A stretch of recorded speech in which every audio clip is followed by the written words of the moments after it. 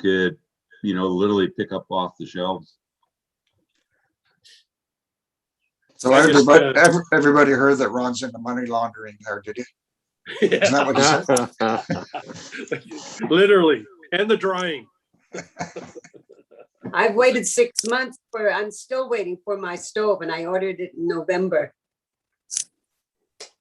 We ordered coin op laundry washer and dryer for an apartment building that the Low Energy Housing Society runs on 14th Avenue.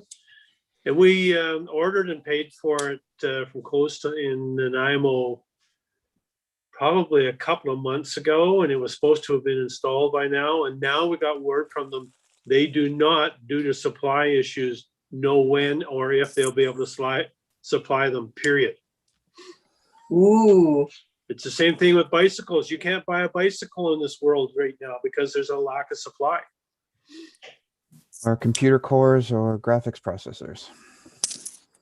Lots of things. There's some good articles and YouTube videos about it's not just COVID that's messing up the supply chain. It's like a myriad of other things too.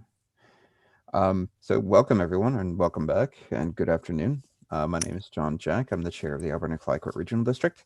And today we're coming to you from various places, but the ACRD offices are located on the territories of the Hoopachasit and the Tashot First Nations, and that we should take the time to recognize that we're conducting our business mostly on the territories of the Nuu-Chah-Nulth and the Coast Salish peoples at the moment, and to just appreciate that. Moving forward, I would state that this meeting is being live streamed on YouTube and through the ACRD website. And if you have any comments or questions and you'd like for the board to respond to them or just receive them in some way, shape, or form, your best bet is to be sending an email to responses@acrd.bc.ca. And we'll look at any questions that come in during the meeting, but it's also a good way to send correspondence to us in any meaningful way. We have an agenda before us today, and I'm just going to ask Wendy if there are items that we need to add to the agenda. Yes, Mr. Chair, there are 2 items for consideration as of late items. Under section 9.1b, we have late correspondence respecting temporary use permit TUP 2004. And under section 12, late business, recommending sending a letter of appreciation to Lindsay Rogers. She's resigned after 7 years as alternate director for Cherry Creek. Okay, that sounds great. So that consists of the agenda as amended. Do we have a mover and a seconder? Thank you, Director McNabb and Director Beckett. Any comments or questions? Seeing none, all those in favor? All opposed? Motion carried. Okay. That brings us to declarations. Does anyone have any declarations in regards to perceived conflicts of interest, actual conflicts of interest, or any gifts? Okay, seeing none, I think that moves us into the next item, the adoption of minutes. So for 4A. Okay, Papa. Oh my. That's the Board of Directors meeting for April 28th, 2021. Thank you, Director McNabb. Seconded by Director Bodner. Does anyone have any comments, errors, omissions, or deletions, I suppose? I didn't see any. Okay, seeing none, we'll move into a vote. All those in favor? All opposed? Motion carried. Okay, that brings us to the Alberni and Bamfield Services Committee meeting dated May 5th, 2021. Thank you, Director McNabb. Seconded by... Thank you, Director Bodner. Comments? Seeing none, all those in favor? All opposed? Motion carried. Okay, that brings us to item C, which is the Electoral Area Directors Committee meeting dated May 5th, 2021. Thank you, Director Cote, seconded by Director Roberts. Are there any comments or questions? Seeing none, all those in favor? All opposed? Motion carried. Okay, that brings us to item 5, which is petitions, delegations, and presentations. Normally we have a 10-minute maximum for the body of the presentation, but if you're pretty close to the end, or we think you are, you can probably just keep going.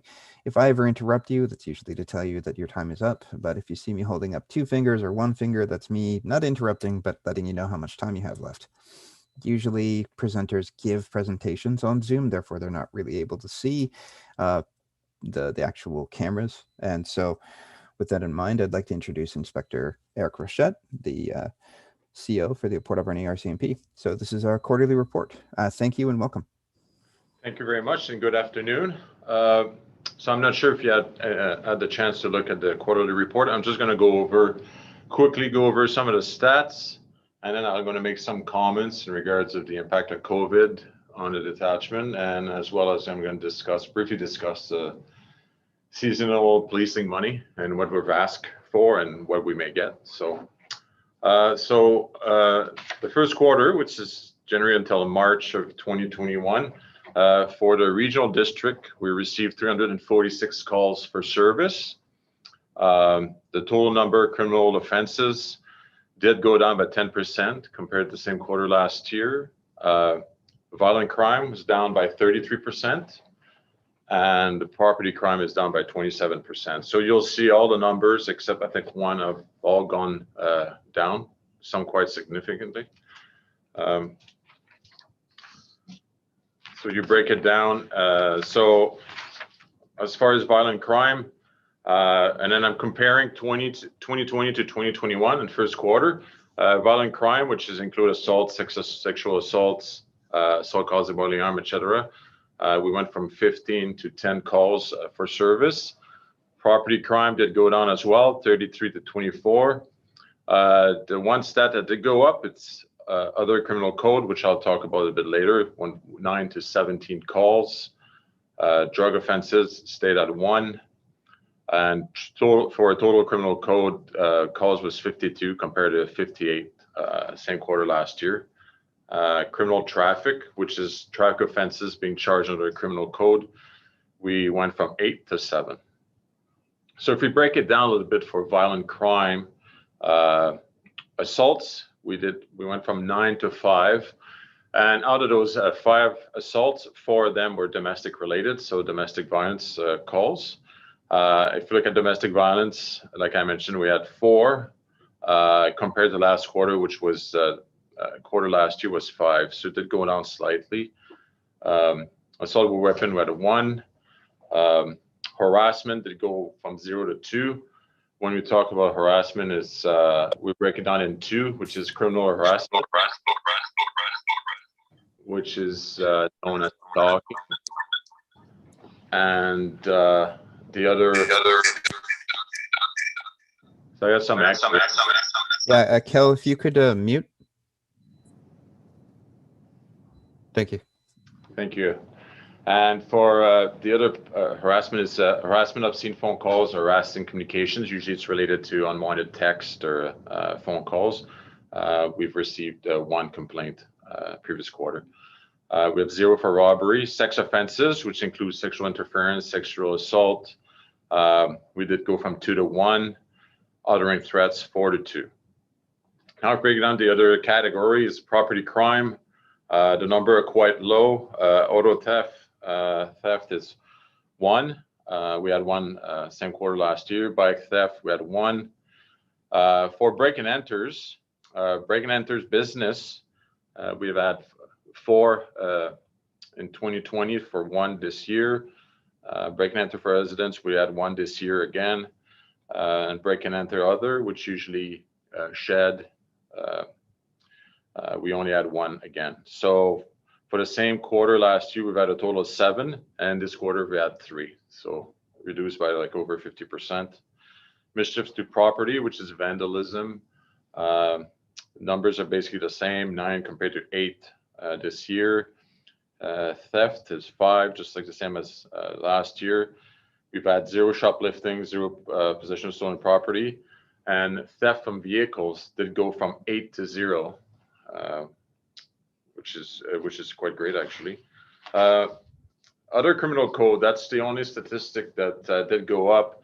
is mainly related to cause disturbance stay the same, 3 to 3. Breach probation go up by 1. Breach of bail did go up from 4 to 6. We've put a lot of emphasis, like I've mentioned in previous meetings, as with prolific offenders, making sure to comply with their bail conditions, and we work with probation in regards to that. So obviously by making a point of checking curfews and conditions of release, we found a few breaching, and so which explains the more charges being laid this quarter, as well as I don't have in the stats here, but failed to appear is one of the stats that's going up. So every time someone gets released, they have a court date and they do not appear, there's a failed to appear charge that appears, and then a warrant gets issued. Usually it's a bench warrant by a judge, and then they get located, arrested, and then brought in front of the same judge usually. And for provincial statutes, intoxicated in public, we had 1 last year and 0 this year. So that's the stats for the regional district for the first quarter of this year. My other 2 comments are related to COVID and seasonal policing. So for COVID, the impact has been felt by the officer detachment in the sense of in the last 3 months, we've had 7 members that they were required to go in self-isolation. None of them came back positive, which is good news.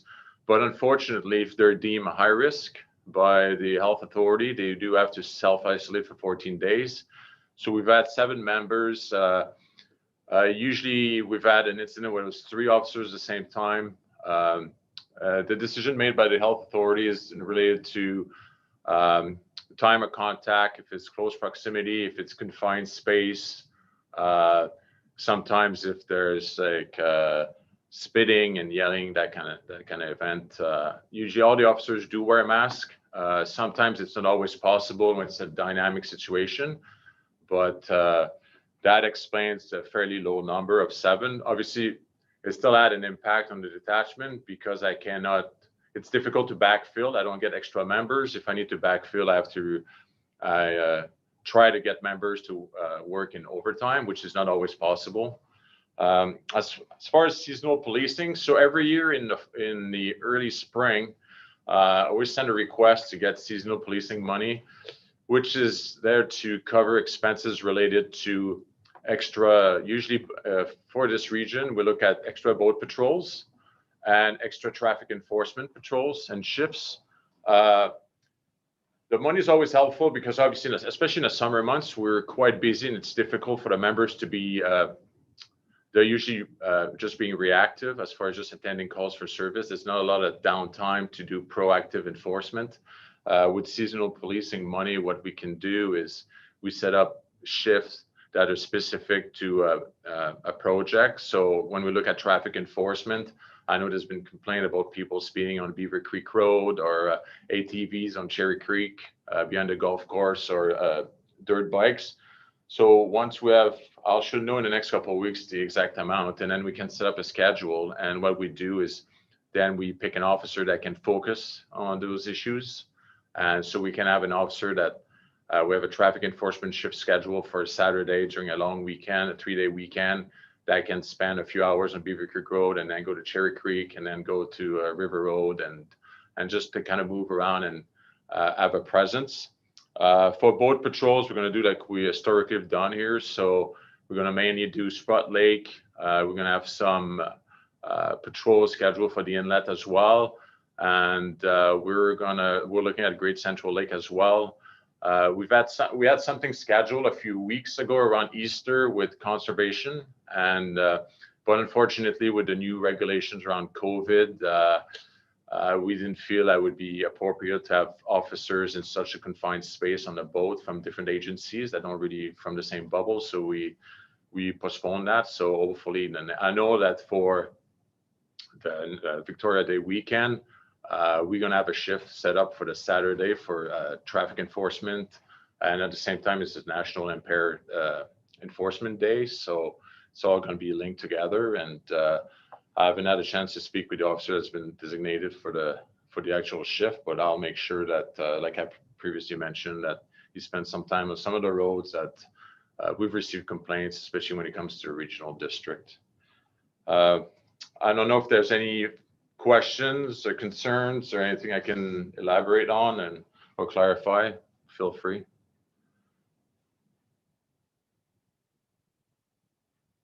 Sorry about that. I have Director Bodnar, Director Paulson, and I believe Director Beckett. Okay. Director Cote. Thank you. Thank you. Thank you for that report. That was interesting. And I'm really glad to hear that you are going to have something going around with the traffic on ATVs in Beaver Creek and Cherry Creek.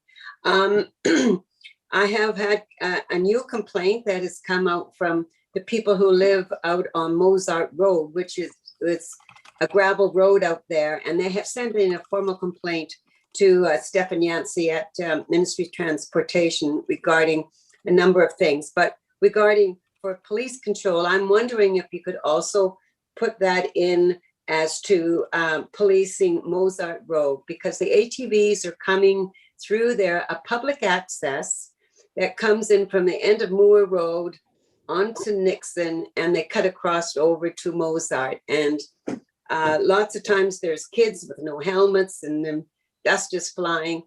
And the people at the end of Mozart there is a road allowance behind their place, and it comes out at the end of John Road, which is behind Walmart. And lots of times there's parties and whatnot carrying on and at that access. So, and the Cherry Creek, thank you very much for whatever influence you had on Cherry Creek the last time we spoke about ATVs there.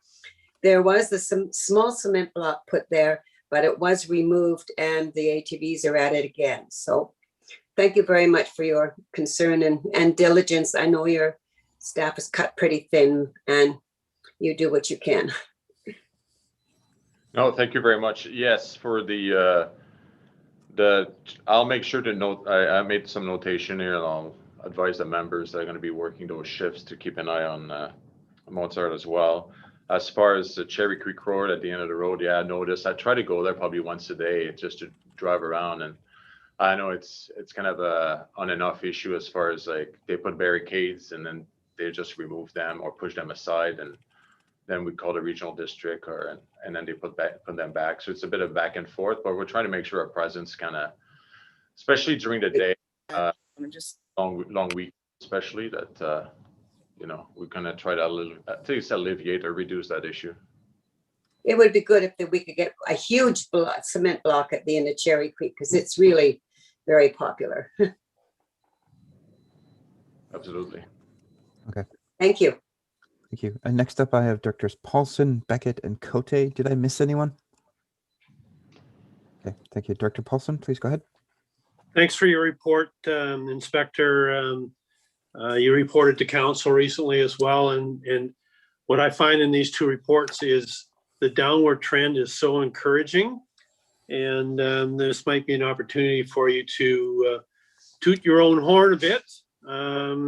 With regards to your members and their diligent work on helping to make sure that these stats are on a downward trend. I asked this question in City Council as well. Some of this downward trend, would that be because some of our prolific offenders are now guests for free meals in some of our institutions?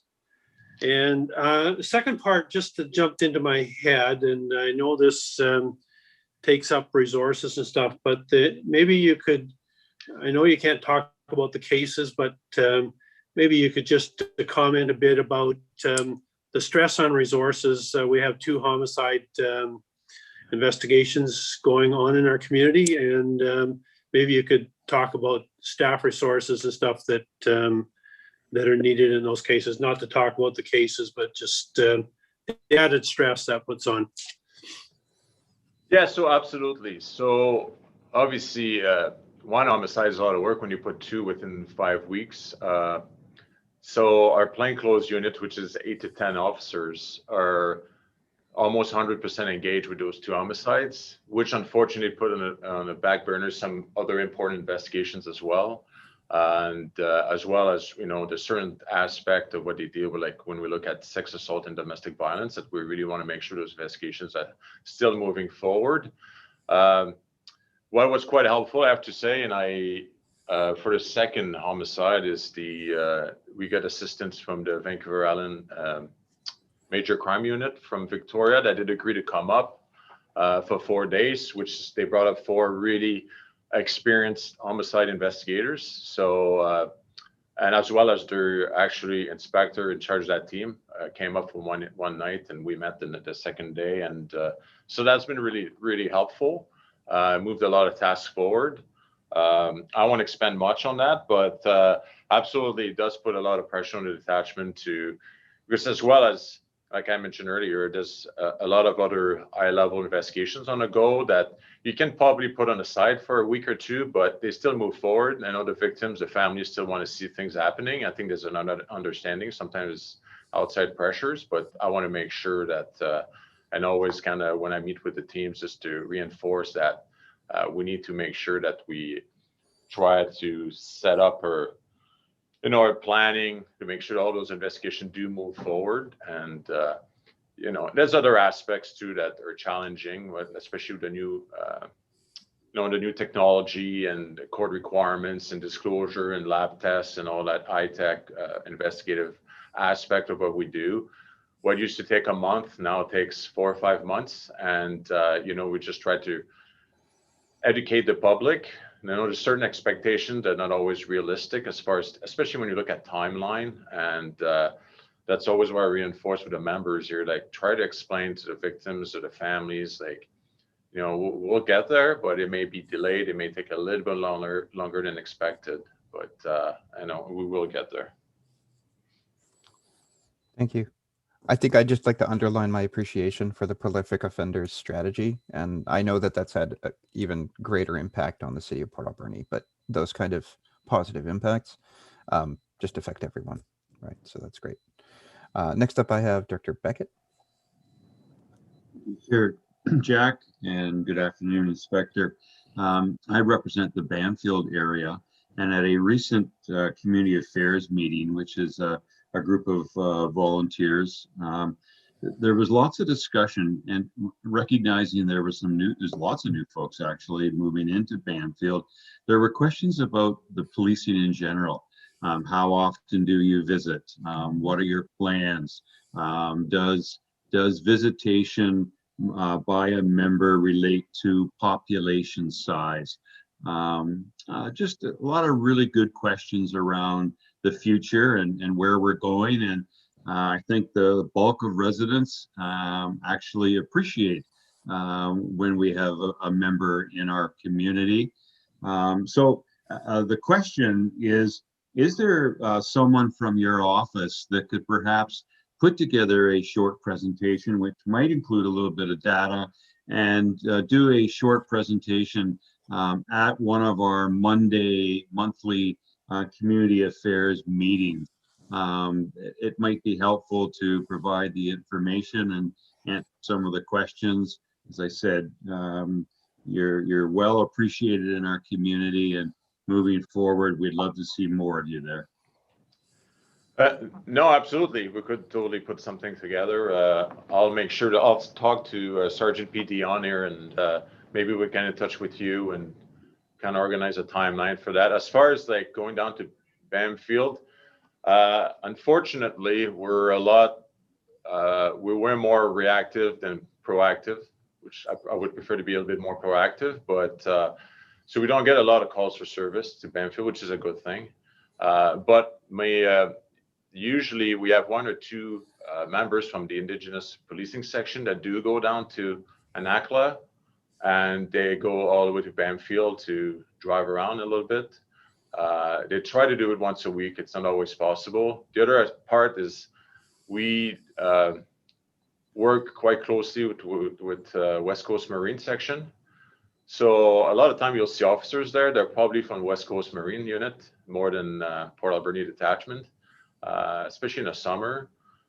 Just because they have easier access to the area and that type of situation. But absolutely, I'd love to work something out with Sergeant Dion and yourself and do a presentation. I would assume it'd be via Zoom for now, but Yeah, and if you have any questions that you would like to be answered, then we'll communicate, and so we can be better prepared as far as what's expected as far as like what type of presentation, the type of questions they would like to get answers, and that kind of stuff. So. Certainly. So what I'll do is I'll get hold of the community affairs group. We'll prepare some questions for you, so that will make it an easy presentation. Thank you so much for that. So I feel like I should jump in before we get to Director Cote, and I apologize, but on this specific issue, this is something where I think, Bob, we may want to correspond with Chief Robert Dennis, about maybe creating a bit more gravity between our two communities for RCMP presence. In addition, the second part here, and this is relevant to, I think, a lot of members of the board, the Monmouth Treaty Society, so the 5 nations, are working together on an enforcement framework and how we're going to approach policing and law enforcement in Monmouth communities. And there may be opportunities for West Coast communities to really work together with Monmouth and the RCMP when we get to a certain threshold of development in what's going on, and we have a better idea of how that's happening, because then we can potentially work together on creating more opportunities for more even coverage or more attention when it's necessary. This is very preliminary, but it's something that we can keep on the back burner and in the back of our minds when things do develop more. So that being said, I think, Bob, I may track you down at some point in the near future and maybe coordinate with Robert about how we can interact with the RCMP and Pete specifically on what can be done in regards to that. So. Absolutely. All right, sorry, Director Cote, please go ahead. Thank you. Through the chair, thank you, Inspector Rochette, for your report.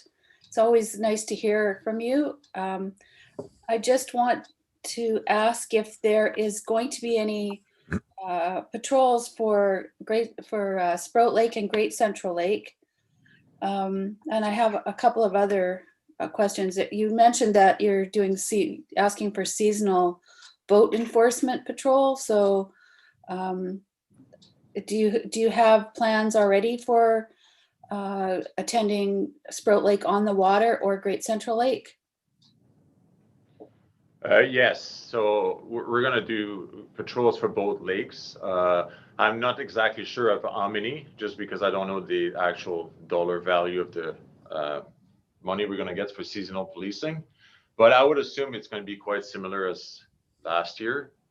But we always try to be strategic, as well as we work with West Coast Marine, because they did a few patrols last year as well on Sprout Lake and Great Central. So we're going to try to work so we don't show up at the same time, just have a better presence, RCMP presence for both lakes.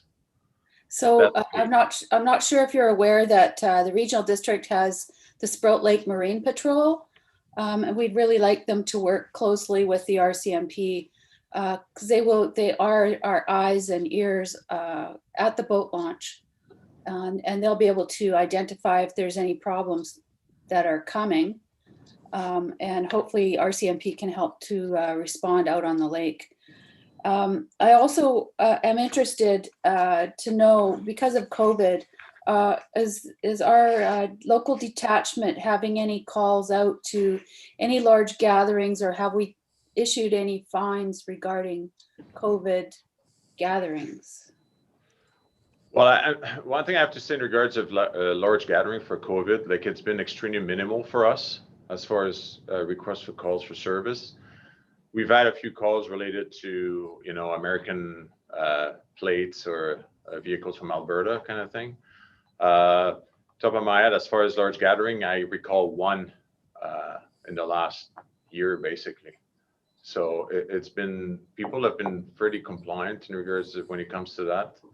And we've given the large fine, the $2,300 fine, once so far. So I'm assuming then that would be to like a house or a hall or that type of event. There's also, we're in conversations right now with various participants regarding the unauthorized camping. And I know that RCMP are partners in this as well. So I'm wondering if there could be any issuance of tickets regarding the unauthorized camping. Thanks. Yeah, so as you know, we're part of the committee, so we're trying to find solutions here. There's that fine line. We don't want to punish people that are homeless and they're just trying to survive, but at the same time is working with property owners as well, because in my understanding, it's not on Crown land, so ownership, which Mosaic probably in that case that we need to approach. And but yeah, obviously it's an option on the table, given fines and see what we can do, but it's something we're alive of and we're well aware of what's going on there. I'm a strong proponent of, and I do it here in the city as well, is if we decide like you want to address this, we want to address it with an actual like a plan, not just the RCMP showing up and trying to resolve this like when we attend, because it just doesn't work that way, and it just doesn't work. So having a plan involving the RCMP regional district, whoever other stakeholders that want to be part of it, they can help us. That's what we're looking for. But yeah, fines is part of it. You know, there's different act you can enforce, and if it's required. Usually we try to do last resort. Obviously COVID, we're kind of obviously past the point of education, which was a big part of probably the first few months. Now, I always tell my officers here, like, we're kind of at enforcement now. If you get a call for a complaint and it's, you have witnesses and you've witnessed yourself, if you're not aware of the rules, you should be, because it's been well publicized for the last several months, not over a year now. But that's kind of the way I look at it as far as dealing with unauthorized camping, and we'll see what happens. I think we have a meeting probably next month, I would assume, again, and see where we're at as far as what would be the action plan for that. Great. Are there any other comments or questions? Okay, seeing none. On behalf of the board, I'd like to thank you for your update, Inspector Rochette, and you're always welcome to come and give us an update or a report on anything. Thanks. Thank you very much. Have a nice day. Okay. Okay, so that brings us past item 6. There is no correspondence for action. In item 7, there are 2 items from the Island Coastal Economic Trust in regards to correspondence for information. So we just require a motion to receive. Thank you, Director Beckett and Director Shannon. Are there any comments? Would anyone like to pull anything out? I think the only thing I'm interested in, and we don't need to talk about it, but you can send me a message later, is as a member of the board. We have changed how we communicate. We communicate on every time we help someone in this way. So hopefully it's nice and informative for the types of options that may be available to us. With that in mind, all those in favor? All opposed? Motion carried. Okay, that brings us into item 8, which are requests for decisions and bylaws. Item 8A is Healthy Watersheds Initiative grant funding. I hear grant funding. I hear Terry. Oh, it's Jenny. Sorry about that. Please take us through it. Thank you, Chair. I would be happy to pass this off to Terry. We received some grant funding for the replacement of Platzer Creek Bridge, and this is just to enter into the agreement to receive that funding. So that's on the Log Train Trail, and this has been identified for some time, so we're happy to get that funding in place. Great, thank you. Is there any comments or questions or motions? Dr. Bodnar, please go ahead. Oh, you're muted though. A comment, and then I'll move it. I just hope that whoever does the bridge keeps in mind that the width is just perfect the way it is, because it keeps the ATVs off of it. So I'd like to move that the Alberni Claypot Regional District Board of Directors authorize the CAO to execute the proposed grant agreement between the Healthy Watersheds Initiative and the ACRD for $40,000 for the bridge replacement on Log Train Trail at Platzer Creek. Great. Do we have a seconder? Thank you, Director McNabb. Any further comments? I think the comment about the bridge, Director Bodnar, is interesting to me, because I have seen not bridge design, but gate design that allows for pedestrians and for horses to walk through, but not necessarily for vehicles or even ATVs. I think motorcycles can still make them over them, but Yes. that's something that's maybe something to be considered in the future. Okay, with that, are there any other comments? Seeing none. All those in favor? All opposed? Okay, motion carried. Okay, that brings us to the Long Beach Airport new lease lot proposal. Thank you, Mr. Chair. So this is a recent request for leasing some of the newly available land that we cleared from trees near the location where we also just approved for the greenhouse. So it's over in that new area that we've got. It's an unserviced location, but good for certain purposes. Ben Bolton is starting up a society, which is the West Coast Marine Solution Society. And this is related to a lot of the funding and initiatives that are going to clean up the coastal debris, which is lots of stuff that's going to be happening. And so the focus of this, which is a little different than the marine plastic depot that we have at the landfill, which is focused on recycling, this is an intent to do reuse and looking at basically marketing and keeping it on the West Coast. So it's not getting exported to Vancouver, trying to look at creating art and planters and things that can be of use locally. So the application is for a 3-year lease at a rate of $6,500 per year.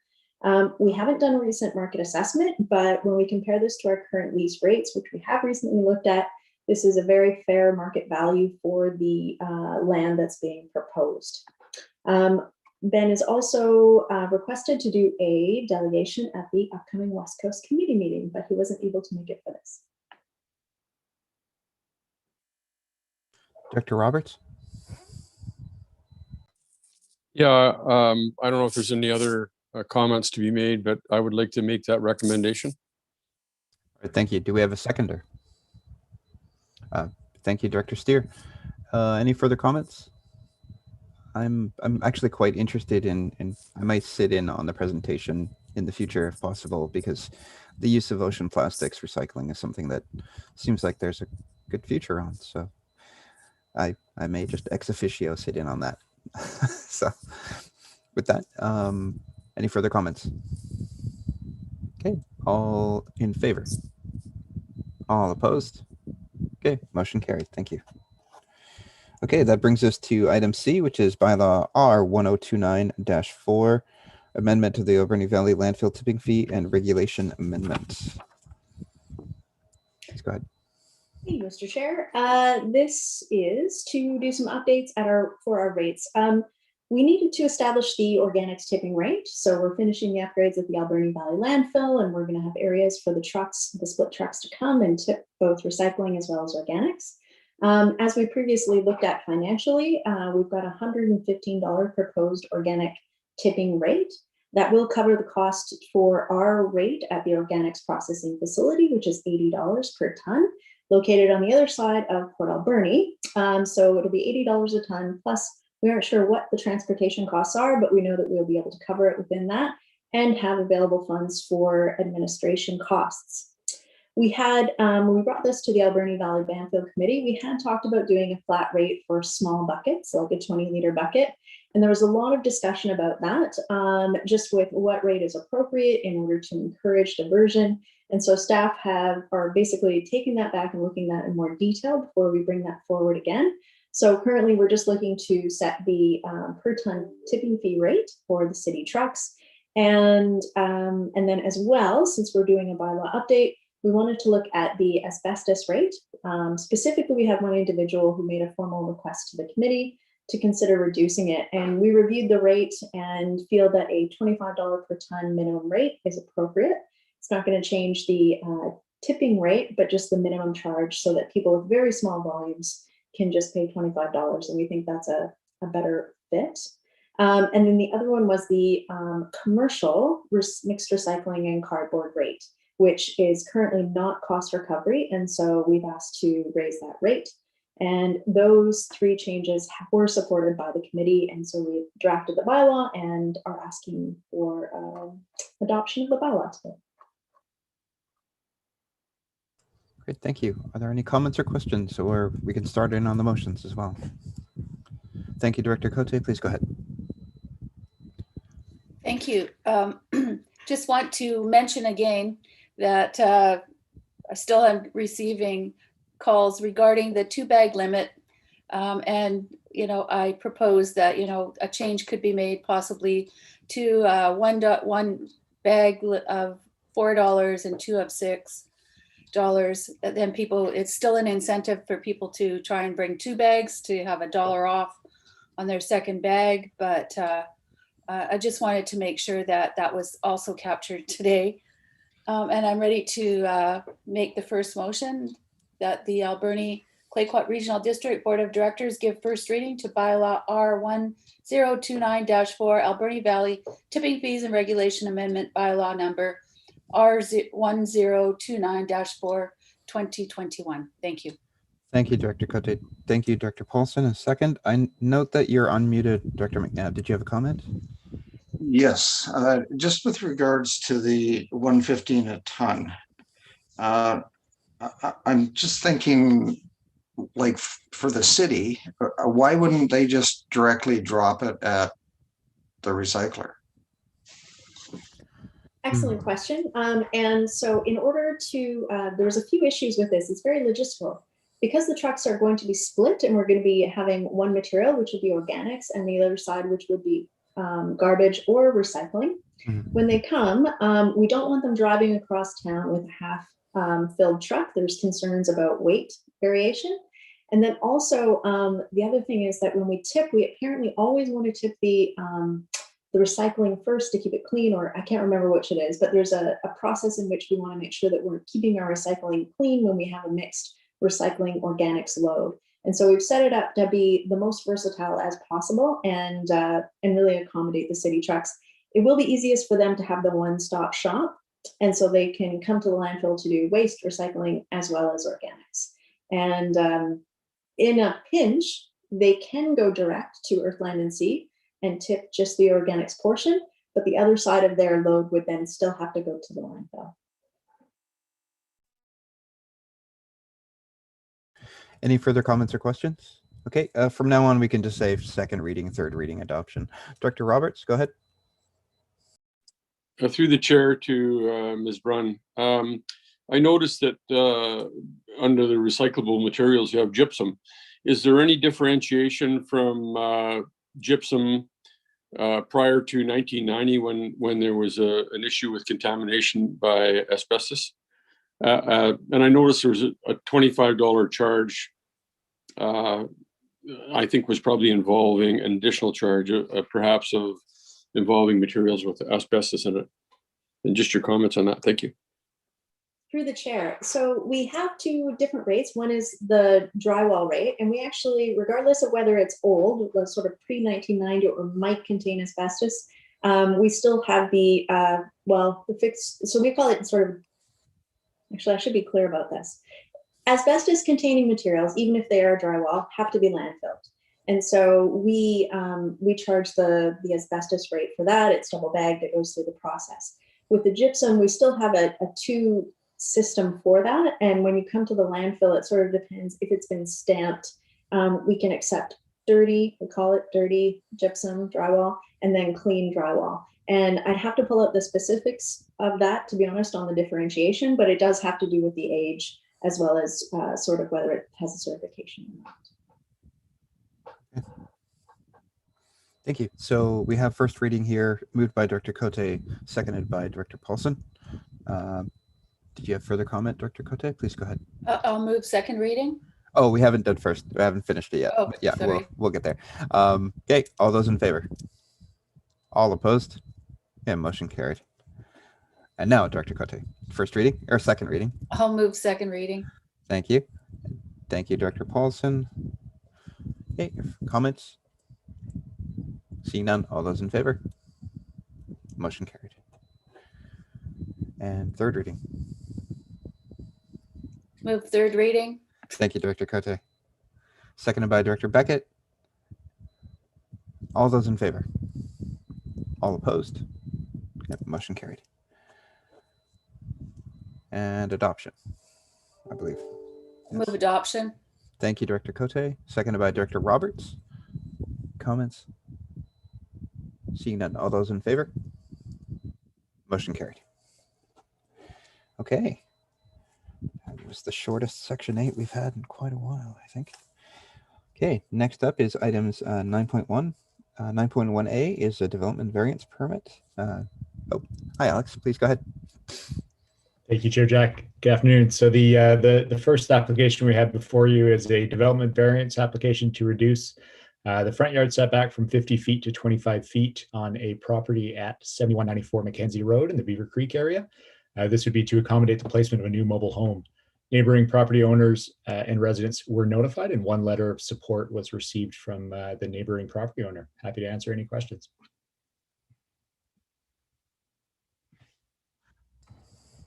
Are there any comments or questions? If not, we could entertain the motion. Dr. McNabb? Mr. Chair, I would move that the Board of Directors issue development variance permit DVE 20010. Do we have a seconder? Thank you, Director Bodner. Any comments? Seeing none. All those in favor? All opposed? Motion carried. Okay, that brings us to item B, a temporary use permit. Please go ahead, Alex. Thank you. So this application is for a property at 5458 Highland Drive in the Beaver Creek area again. This is a temporary use permit application that would allow for the short-term vacation rental use of an accessory dwelling unit within the existing home. Now, neighboring property owners and residents were notified, and 6 letters of correspondence have been received, 5 of which are in your regular agenda and 1 item provided as a late item. 4 of the letters received expressed general opposition to the application with concerns noted about traffic and noise. Now, the planning staff recommendation is to issue the temporary use permit as presented. The application meets much of the criteria provided in the board's STR policy, including building safety, sewage disposal, and owner availability, with the property owners residing within the same house. I also note that the accessory dwelling unit within the basement of the house is permitted as a long-term rental option. So in staff's view, the traffic associated with long-term rental is comparable or greater than the traffic expected with an intermittent short-term vacation rental use. And the last thing I just want to note is that the temporary use permit includes a clause that allows the board to revoke the permit if the conditions are not being satisfied, or if there's a change in ownership. So if there are legitimate concerns that are raised about the operation of the short-term rental over the 3-year period of the permit, the board has the option to rescind the permit and return the property to its original zoning. This can be done by resolution of the board with an opportunity for the applicants to address the matter. So I'm happy to take any questions on this one, and thank you. Thank you for that. Director Cote, please go ahead. And then Director McNabb. Thank you. Can you tell me, please, what the timing is on this? Is it, are they able to rent 365 days of the year, or is it seasonal? Thank you. Thank you, Director Cote. So there is no limit in the number of days that they can rent within the temporary use permit. The board has in previous cases implemented either a season where the rental could occur between, in the summer months, or a maximum number of days in a year that a rental may be used. This temporary use permit, as presented to you today, doesn't have those restrictions in place. Okay, great. Director McNabb, please go ahead. So when I looked at this, I mean, when I went through the APC, the proponents had really dotted their I's and crossed their T's. They moved into a house that had a secondary suite in it that was non-conforming, and they made it into a conforming suite, and it can be rented 365 days a year without a temporary use permit. So, when I looked at the responses, and I kind of expected that I might get that kind of responses just because of where this is. It's in a rather expensive area of Beaver Creek as far as homes are concerned. And it is in the cul-de-sac, which kind of condenses the frontages of the property somewhat. You know, I sort of thought, well, maybe we should give it a try at a 1-year term and go from there.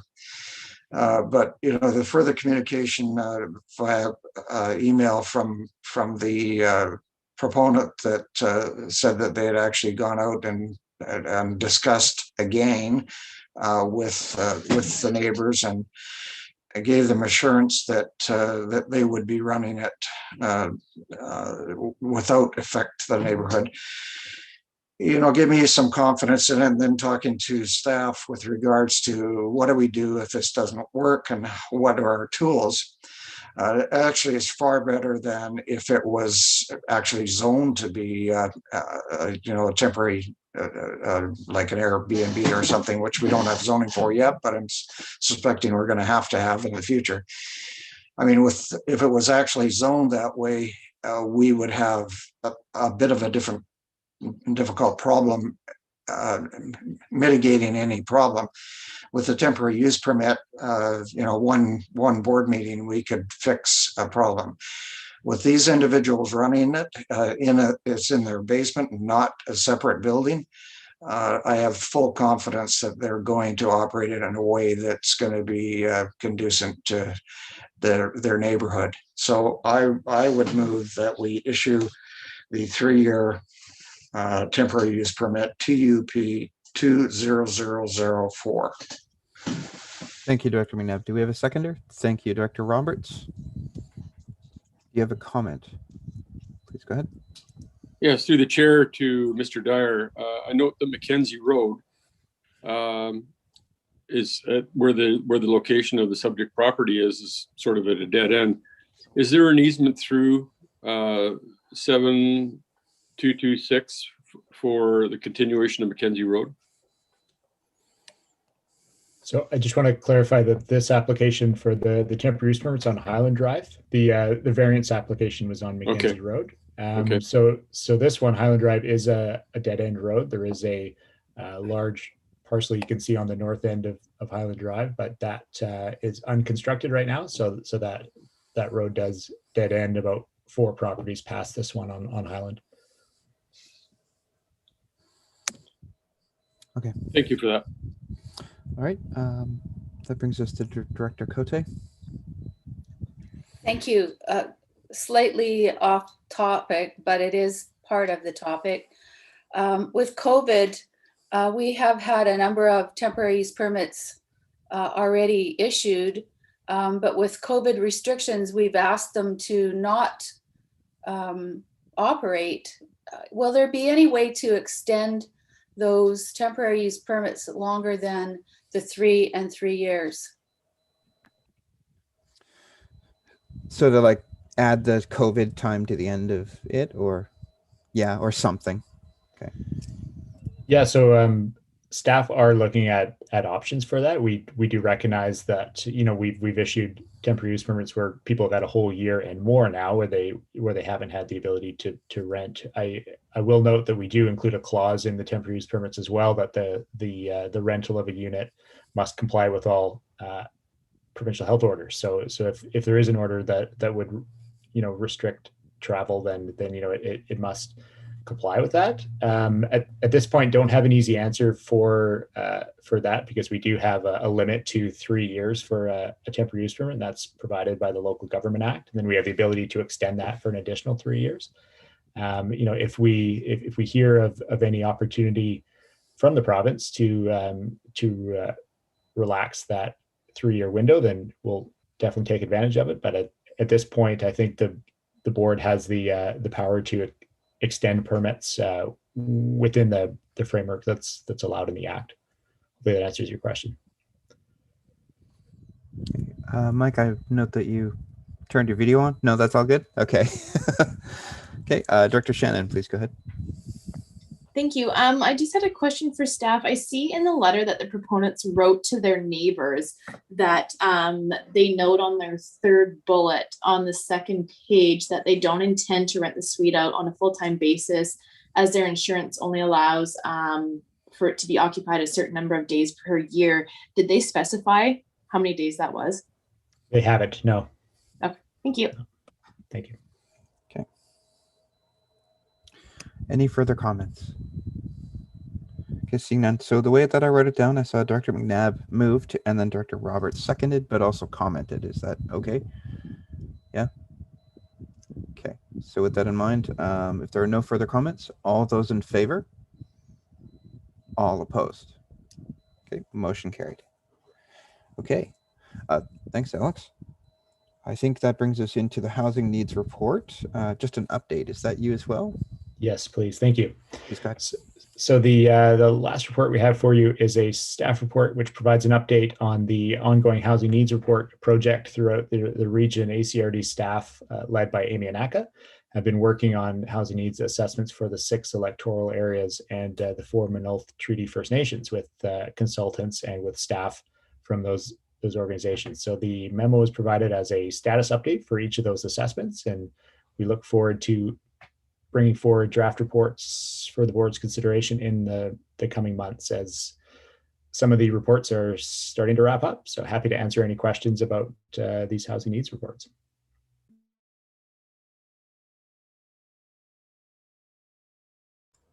Are there any comments or questions?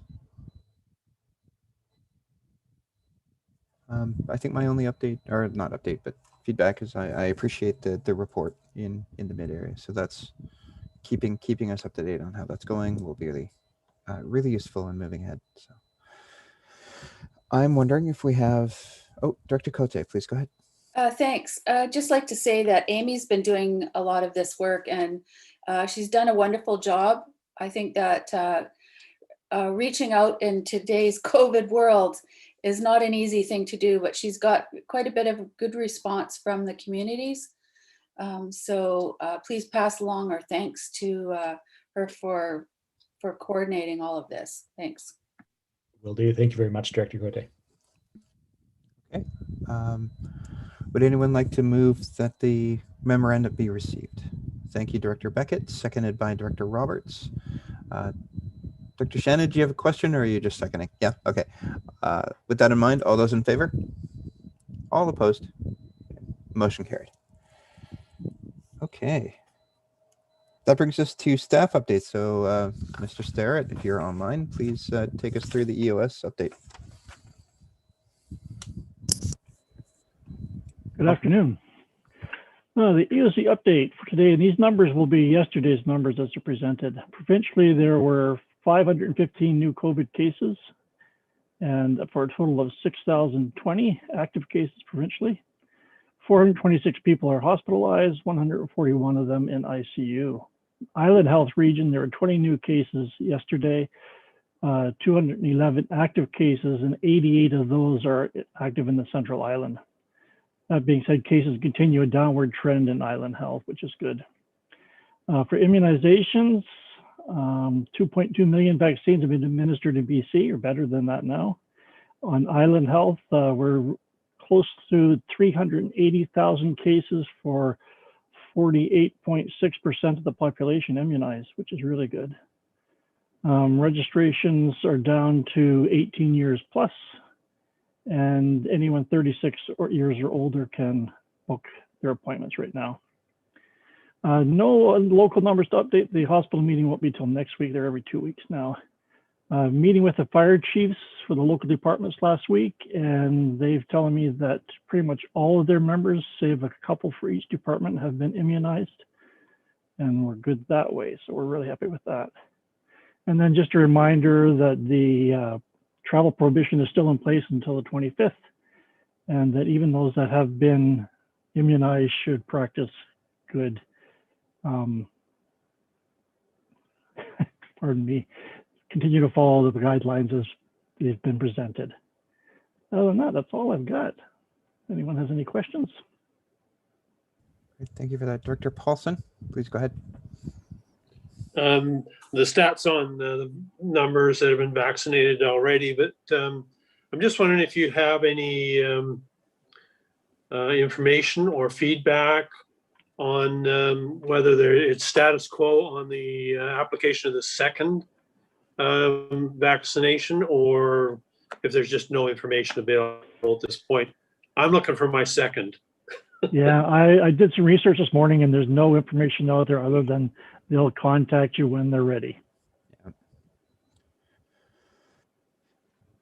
Okay. Dr. Cote, please go ahead. Thank you. I'd like the board to know that I've contacted staff and asked about the airport fire suppression and abilities for our local fire department to actually go out and put out a fire there. It's quite important that our members get the proper kind of training to be able to tackle a fire in this type of a circumstance. And so I just wanted the board to be aware that I've been asking about this. Also some extra coverage on logging road areas for Sprout Lake. So thanks, that's all I wanted to mention. Would you like a motion to receive the report, or That would be great. Thank you. I'll make a motion to receive the report. Thank you, Director Cote. Do we have a seconder? Thank you, Director Beckett. All right. Are there any other comments? Seeing none. Thank you, Charlie, for your update. That's great to hear from you. Okay. All those in favor? All opposed?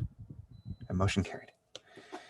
Okay, so we have no committee reports, nor do we have other reports or unfinished. However, in late business, we do have the recognition of Lindsay Rogers as Director Bodner's alternate director. So I'm wondering, Dr. Bodner, if you wanted, oh, where did you go? There you are. Thank you. If you wanted to have a few words and maybe. Yes, I would. And thank you for giving me this opportunity. I've known Lindsay since I was a teenager. I was one who always enjoyed looking for a horse to ride. And Mark Mosier, who was her father and a very well-respected farmer out Cherry Creek, had bought a horse for Lindsay, and she wasn't that interested in riding. So I did. As time went on and I was doing my practical nursing in the hospital, our paths crossed again, and Lindsay was the head nurse in emergency. And as time goes on, she was a very good friend of the Bodners for a long time. And I had married into that clan. So quite often pro-COVID, we would meet at different family gatherings and have a little chit chat. Then I found out that she was an alternate director for Lucas. So I asked her if she would mind being my alternate director. And she thought about it for a while, and then she accepted. And I really appreciate her acceptance to this position. And I want to thank Lindsay so much for being there for me. It's not easy to find someone so thoughtful and most interested in their community than Lindsay. It was a big commitment for her to make. I wish her well and pray that she receives all the love, support, and strength that she needs during this time and in the future. And metaphorically, Lindsay, I hope that you only have enough clouds in your skies to give you beautiful sunsets. Thank you. Well, that's great. Would you like to move to send the letter of recognition and thanks? Yes, I definitely would like to move that a letter be sent of thank you and appreciation to Lindsay Rogers. Do we have a seconder? Thank you, Director McNabb. Any further comments? Okay, I think just on behalf of the board, we'd definitely like to echo the concerns, but also the appreciation for the work that Lindsay has done. And that is something that we'll always carry forward. With that, all those in favor? All opposed? And motion carried. Okay, thank you. So that brings us into question period. Oh, there's Wendy already. Do we have anything? No, Mr. Chair, there's no questions or comments from the public respecting the agenda today. Okay, so that will mean we can recess and move into the hospital district meeting. And the hospital district meeting will likely go into an in-camera meeting as well. And that's probably when um, the broadcast will go offline. So I'd just like to thank anyone for attending and watching online. And let's recess. Are folks open to an actual like bio break before we continue, or do we want to go straight in? Okay, that's enough. Let's come back at 2:45 and have a motion to recess and come back then. Can I just ask for a point of order? Yes, please. Yeah. So when we go into in-camera meeting for the hospital district, can we stay in camera for the regular meeting Yeah, I think information? Is that acceptable? I think it can be. How about I read out the reasons that the board is going in camera, and I think that covers off like kind of like the accountability aspect, and that should be able to cover off what we need to do, just so we don't have to go back online and then do weird things that way. Douglas or Wendy, is that okay? Wendy's got a comment, Mr. Chair. Yeah, so Mr. Chair, we will have to recess this meeting, then reconvene. We will do the hospital district, do the in-camera, but these are two separate meetings. So we'll have to reconvene the board after the in-camera hospital and then do another motion to go in camera. Okay. But you are correct, Mr. Chair, we will stop live streaming Once we following the hospital regular agenda. Okay, so with that, then, just for the benefit of people watching who may not be able to see it after the hospital district, I'm just going to read the motion. We won't pass the motion, obviously, for going in camera, because I think that's a good way of doing it. Yes, So thank you. We will be covering off a motion to go in camera as per the community charter under sections 91J, information that is prohibited or information that if it were presented in a document would be prohibited from disclosure under section 21 of the Freedom of Information and Protection of Privacy Act, and 221(1)(c)(1) of FOIPA, the disclosure of which could reasonably be expected to harm significantly the competitive position or interfere significantly with the negotiating position of a third party or the third party. So those will be the two reasons that we go in camera when we come back to the regular meeting. So just for the purposes of accountability and transparency, that's what we'll be doing. So thank you, and we'll see everyone back here at 1:45, if that helps. Okay. Thanks.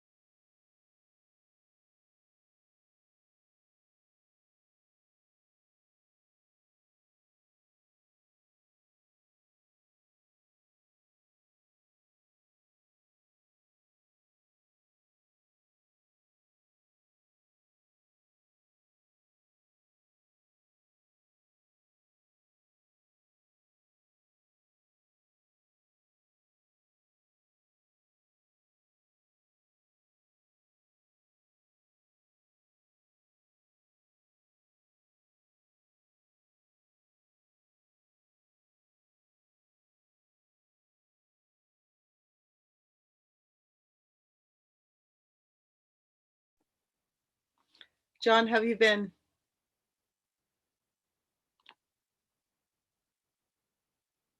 Can't hear you. Sorry. No, I've been good. I've been busy. Lots of meetings. Island Health has been.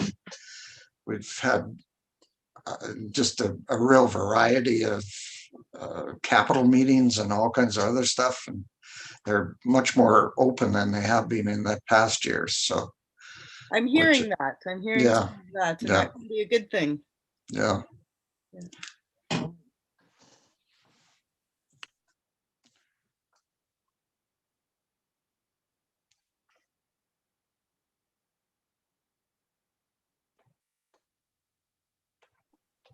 Diane, how are you? Can't hear you. I do that to everybody now. Sorry. Yes, very well. I'm getting a lot of work done in my backyard, and so it kind of looks for like a bomb hit it right now, but it's exciting. That time of year. It will all pay off in the next Yes. month or two. Yes, All it will. Nice. Is it getting busier out there on the West Coast? No, you know what? It's surprisingly driving the ambulance from Euclid to Tofino, less cars than I've seen in a decade. And driving through Tofino is almost like it's not Tofino. It's actually quite wow. Yeah, that's something. I'm not saying I think it'll last through May long weekend, but certainly the last week or two has been amazing, actually. Yeah, best it's been yet. So, wow.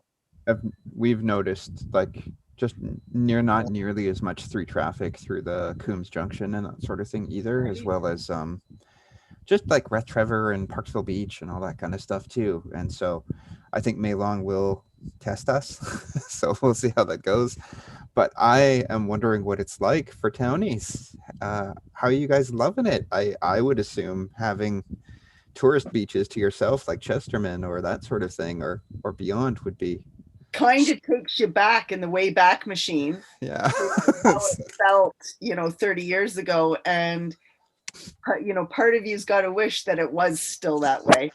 I mean, I know we need our industries that make us, capable to be still here. So, but yeah, no, it's a nice break for sure.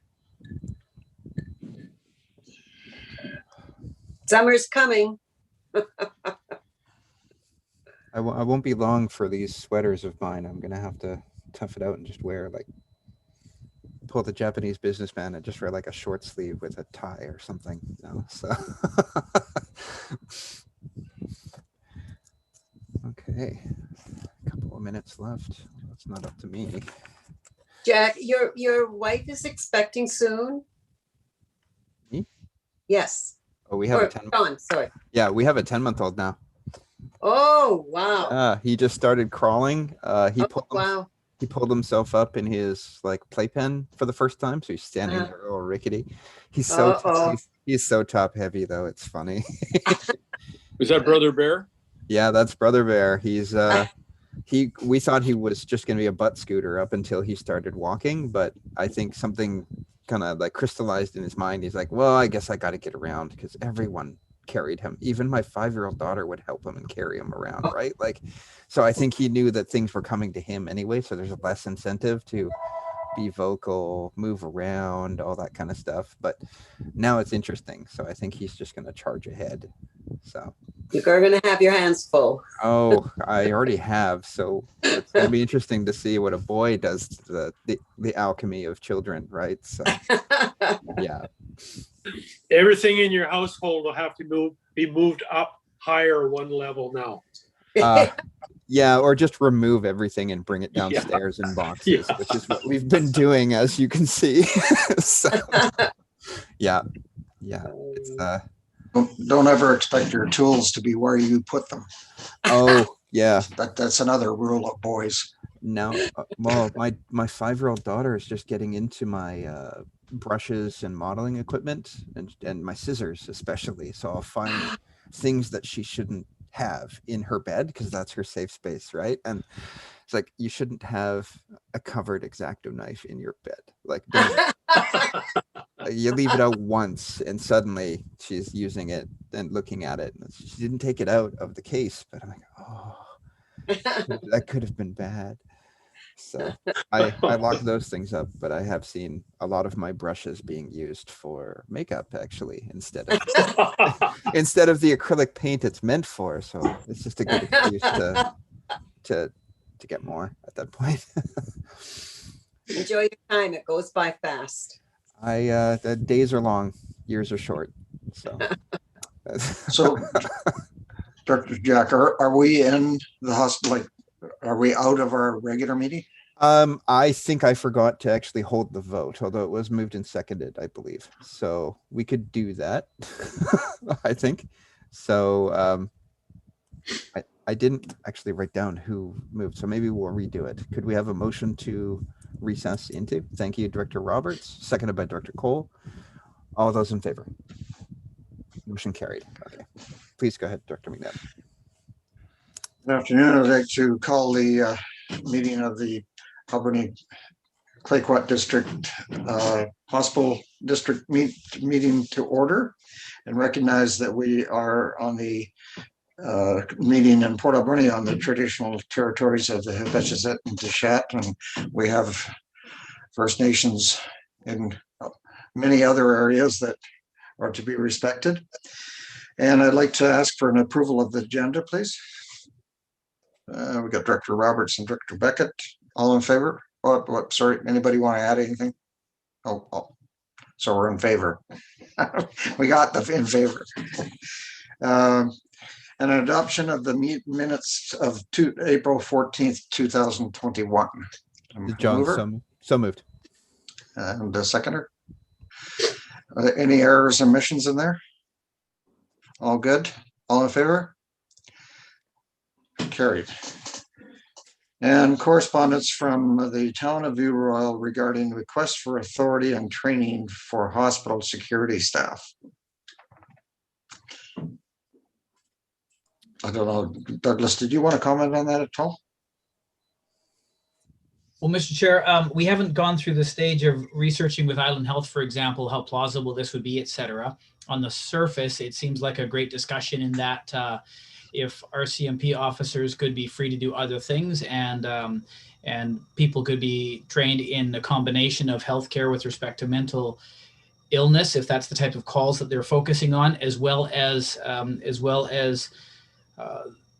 any restraint matters or those types of things that may go with a job. That seems on the surface to be a good conversation, whether or not the end of that conversation, this ends up being the conclusion. So we haven't done any further work than that, Mr. Chair. I'm not sure that we would hear, as a hospital district about this if there were problems at one of our hospitals, but one would think that it would be the ministry's issue to deal with it, or the Island Health's sort of prerogative to carry that forward. But anybody got any other comments on this? Or yes, Director Roberts. So just a question, once somebody is arrested under the Mental Health Act, do the RCMP have the authority to turn that person over to security at a hospital? And that may be something that has to be reviewed. Thank you. Speaking from my days of doing that sort of thing, unless something's changed, we certainly we did. You're saying no, Director Cole? Yeah, no, that you can't over to security. No, but they can. In days gone by, there was a locking room at the hospital that they were transported to by the police.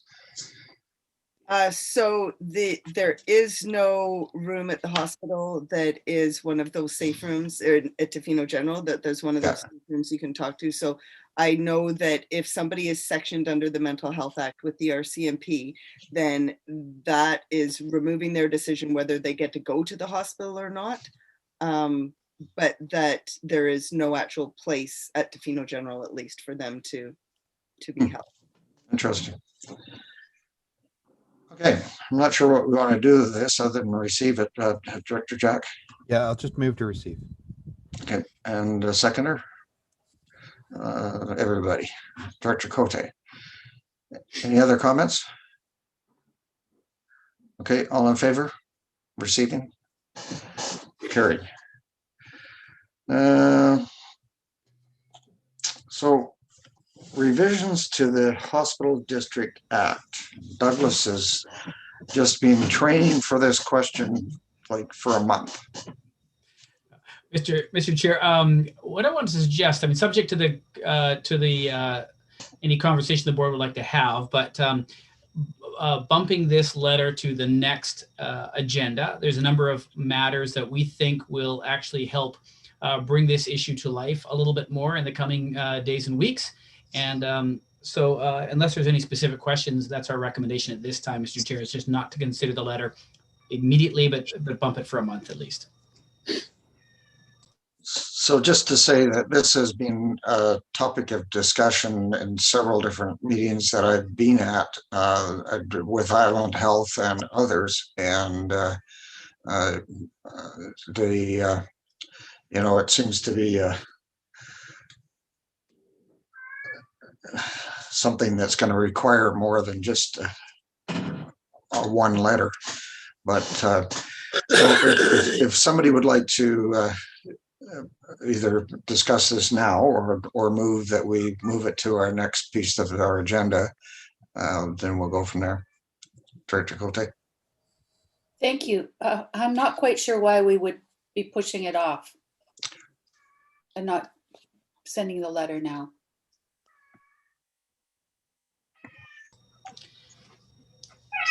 It's certainly, Mr. Chair, at your pleasure. But I guess what I would say is there will be some conversations coming in the days and weeks that will help bring more to light on this matter. That, you know, maybe some examples we can share, etc. I think what the real issue is that we need to know what we're asking for, and you know, specifically at this time there are a few things that need to be changed, but I think we need a little bit more internal research on it, and to actually get the full depth of what we need on this as far as the letter is concerned. Dr. Shannon. Thank you. Just a question for, call it a newbie here. When was the last time this was updated, or if it hasn't been, when did this come in? Like, when was the act created? Sorry. I mean, I'm reading Archaic District Act, Hospital District Act, and I'm just wondering how many years ago was archaic? Like 1990. I don't know. One of our new attendees could probably Scott or Randy or somebody. 1994, I believe, is when it was passed. Okay. So can we get a motion to defer this till maybe our next meeting? And we'll go from there. Director Shannon, Director Jack. Okay. Any other comments? All in favor? Looks like it's carried. Okay. So now we have our report section. Sorry, at the bottom of the agenda here. Get back at the top of the agenda.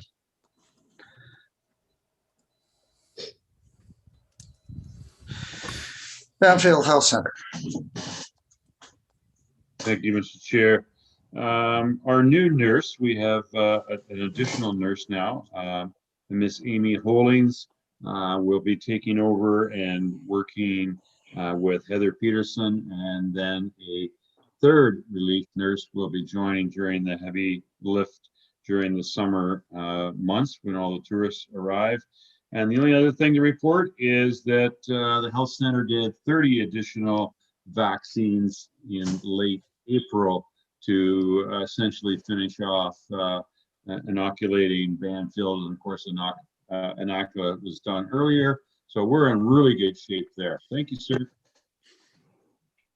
Great. So for Alberni Clay Engineering Care Society, we have been put in the slip for at ECHO for 3.36 hours per patient care per day.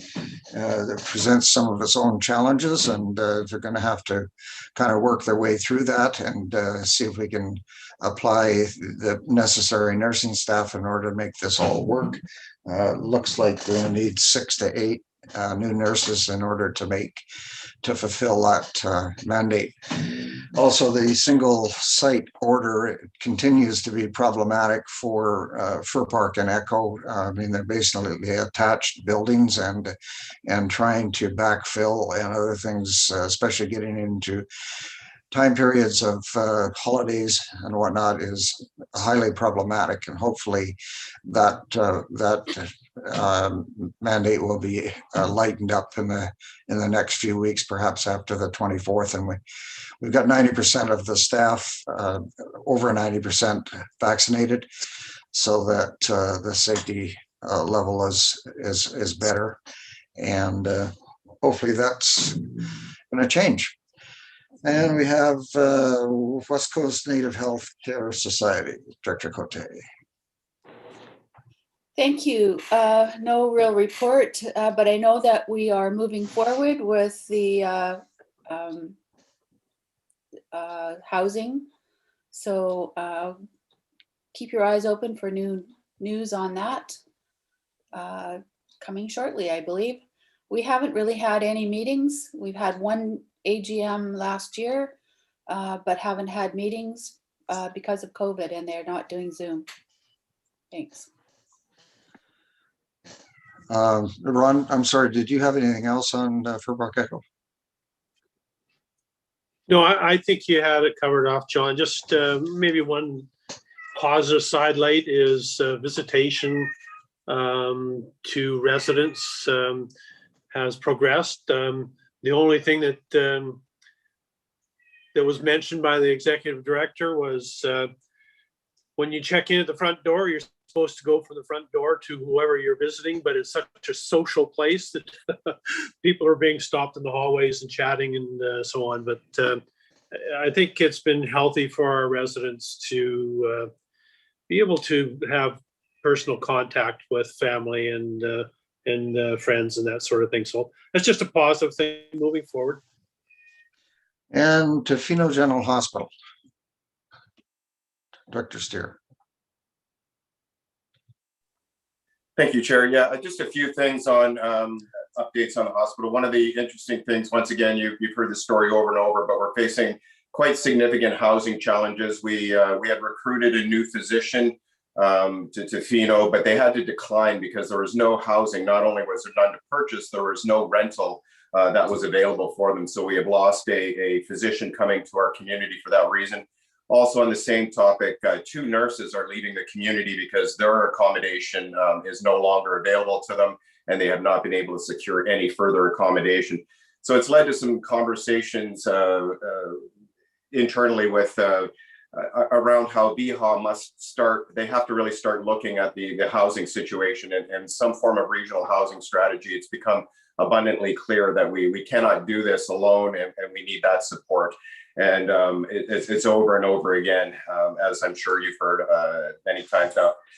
In terms of the other, and I just saw the announcement of the long-term care facility in Port Alberni, which is great news in the sense that once again we have over 50% of our beds at Tofino General Hospital that are taken right now and continue to be taken for long-term care patients awaiting placement in facilities.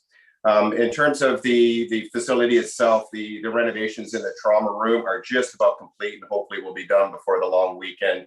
And the just mentioning about the safe room, and that is there is talking with Carrie Marshall today around that's going to be their next stage of renovations, and I don't know if that will be there is no time frame on that at all. And just one side note that was brought up and continues to be an issue regionally and specifically for our hospital is the incidence of alcohol related incidents have increased dramatically over the years, and we've touched on the potential for a detox center, but it's been brought up over and over again, not just on the physical impacts of our hospital, but the overall social impacts to our region and specifically to the communities out here. And that a much larger regional discussion about the impacts of alcohol and substance in our communities is needed. That is it. Thank you. Okay, thanks. So probably what was old will be new again. I can remember back when I was a little kid, that the nurses' residence by the West Coast General Hospital, the building was there, but they weren't. But you know, it seemed to be the way they did things in the past. To build a hospital, build nurses' residence. Jubilee in Victoria was like that. So, topic for tomorrow. West Coast General Hospital. Hopefully we'll hear something coming up here, but so that's it for general business, unless there's any questions arising out of that. A motion to receive the reports. All in favor, yes. Who did we have? Bob and Rochelle. Okay, all in favor, sorry. You missed a report. Yep. You missed the Alberni Clayoquot Health Network. We did. I'm sorry. I was scooting down there. Can I have your report now, Penny? Yes, thank you. So I attended the National Tamarack Institute, the End of Poverty Summit. Very, very interesting, timely topic. Something that the Health Network has identified as work that we'd like to do. And we've been working on it. And our very own Marcy DeWitt was one of the facilitators. So there was about 1,000 people across Canada signed up for this summit, and another 300 from a youth organization. So I talked with people from across Canada regarding some of their strategies and our challenges with poverty reduction. So I'm waiting for the formal review report to come out, and I'll share it with directors. Thank you. Motion to receive that report. So, Director Shannon and Roberts. Any questions on that?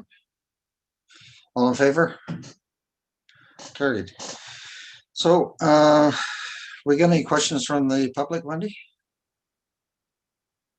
Terry, somebody? Sorry, no, we do not. Okay, all right. So would like a motion to move in camera.